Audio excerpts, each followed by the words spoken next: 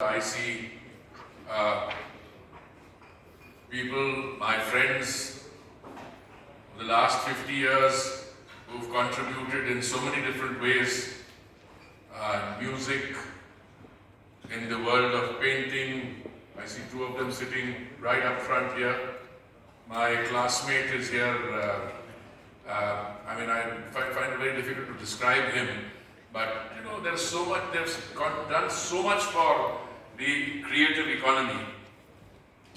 I must also confess that from the time that I served in Geneva as India's permanent representative, and I was accredited to the United Nations Conference on Trade and Development, and that I believe is the international organization which has done more in terms of focusing on the creative economy globally than any other institution or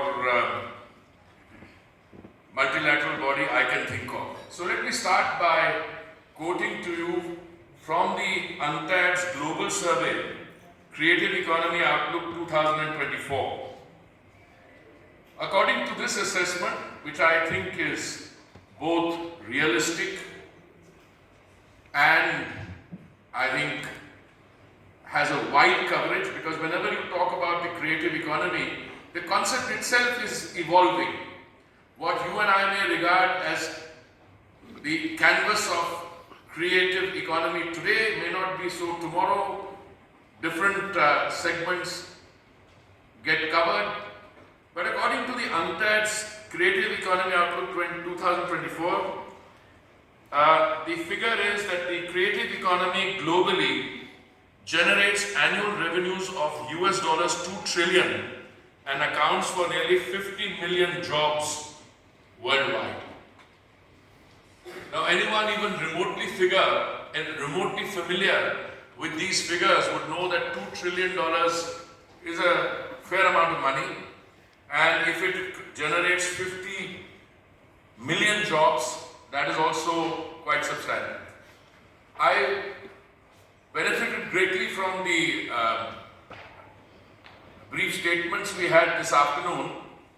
There was a point which I think my friend Rajiv Sethi was making, which requires a little more elaboration. He talked about some sections of the Indian creative economy, if I understood it correctly, is not unorganized, but it is indifferently organized, self-organized. That's right, which is largely true.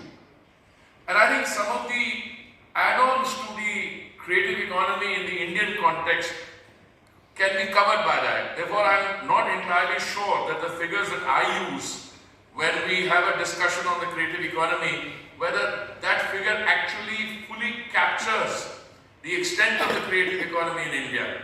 And the figure I use is, thanks to the Indian Chamber of Commerce, is that in India today is a $30 billion industry and is responsible for the employment of 8% of India's working population. The 30 billion figure I don't have much doubt with. But I do have a certain curiosity. I'm not saying I have a doubt. I have a certain curiosity to find out, when we estimate the extent of the Indian creative economy, whether we are able to take into account all the artisans, all the people at the disaggregated sector who actually contribute to that. And that's a discussion, I think, which is worth having, because ever so often discussions on employment get so badly distorted to start focusing on formal employment that we miss the essence and I would say the richness and dynamism of the creative economy in its entirety. An increasing number of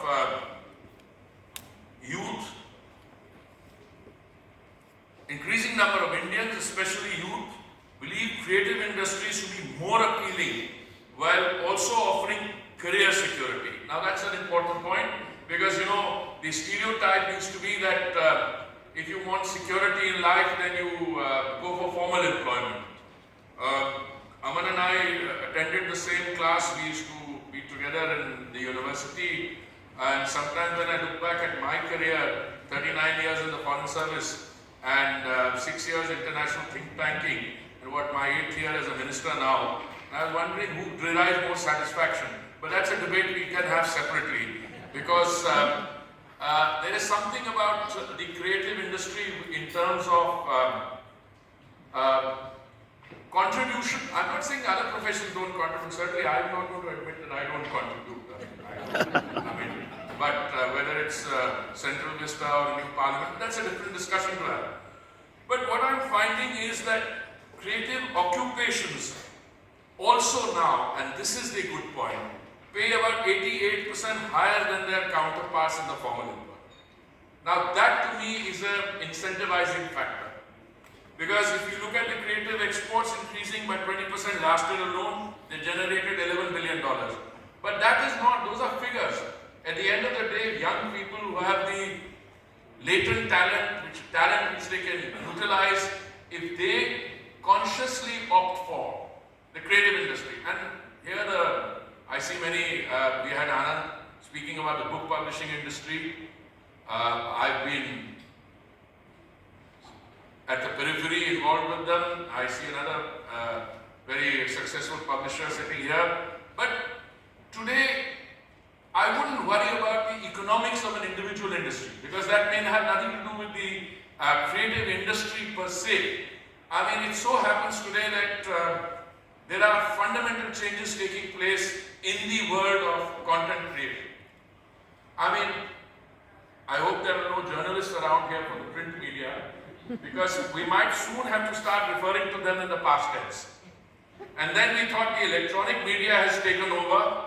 And I'm sorry to have to say this, I have a friend sitting right up. Well, even the television, the way it's proceeding now, is being, I'm not saying eclipsed, but if you look at the content creators who are on YouTube, who are etc., and if you look at their individual following, it's a very, very revealing and a new figure that's coming up. I meet young people in different parts of India in tier 2 and tier 3 cities, and if you look at what kind of following they have, it's an education.